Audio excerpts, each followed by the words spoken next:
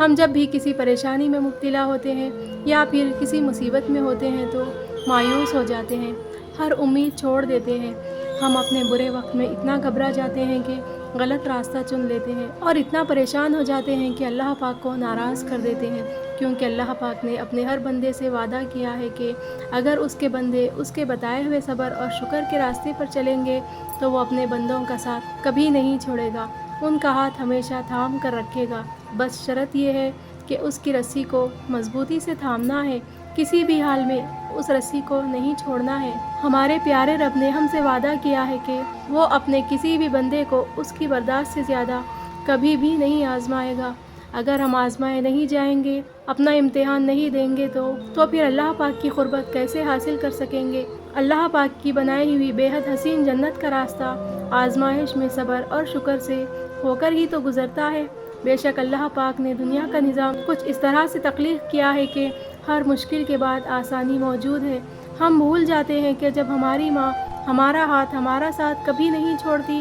ہمیں ہمیشہ معاف کر دیتی ہے، چاہے جانے انجانے میں یا جان بوجھ کر ہم اس کا کتنا ہی دل کیوں نہ دکھا دیں، تو پھر اللہ پاک جو ہم سے 70 ماؤں سے زیادہ محبت کرتا ہے وہ ہمیں کیسے بھول سکتا ہے؟ ہمارا ہاتھ اور ساتھ وہ کیسے چھوڑ سکتا ہے؟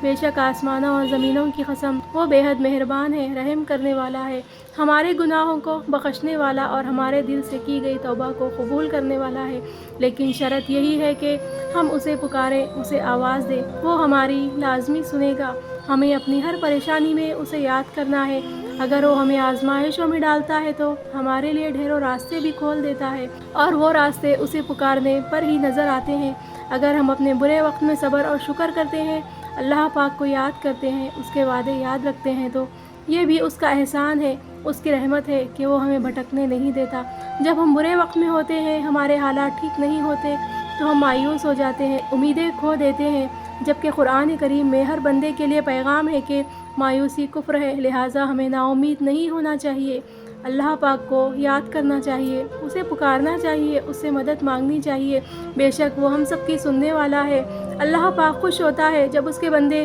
اسے یاد رکھتے ہیں کہ اس کا بندہ اس کی دی گئی آزمائشوں میں بھی اسے مدد کے لیے پکار رہا ہے، اس کا بندہ اسے بھولا نہیں ہے، نا امید نہیں ہوا، مایوس نہیں ہوا، پھر وہ اپنے بندے کو اپنی قربت بخش دیتا ہے، اور اس کا پیارا بندہ ہر آزمائش کو پرسکون طریقے سے گزارتا چلا جاتا ہے، کیونکہ اللہ پاک نے وہ ہاتھ بہت مضبوطی سے پکڑ رکھا ہے، اسے لڑکھڑانے بھی نہیں دیتا۔ پھر وہ رب، ہمارا سب سے بڑا مسئلہ یہ ہے کہ ہم اپنے مشکل وقت میں اللہ پاک کو آخری سہارا مانتے ہیں، جبکہ اللہ پاک ہمارا واحد سہارا ہے، اور اگر ہم اسے واحد سہارا نہیں مانتے تو ہم ذلیل اور رسوا ہو کر رہ جاتے ہیں۔ شرط بس یہی ہے کہ ہمیں اللہ پاک کو اپنا واحد سہارا ماننا ہے، پھر کتنا ہی برا اور مشکل وقت کیوں نہ آ جائے، ہمارا دل ہمیشہ سکون میں رہتا ہے، صبر اور شکر لب پہ رہتا ہے، ہم مایوس اور نا امید نہیں ہوتے، ہم اللہ پاک کے راستے سے بھٹکتے نہیں، کیونکہ ہمیں دنیا سے کوئی امید نہیں ہوتی، میرے پاس واحد سہارا اللہ پاک ہوتا ہے۔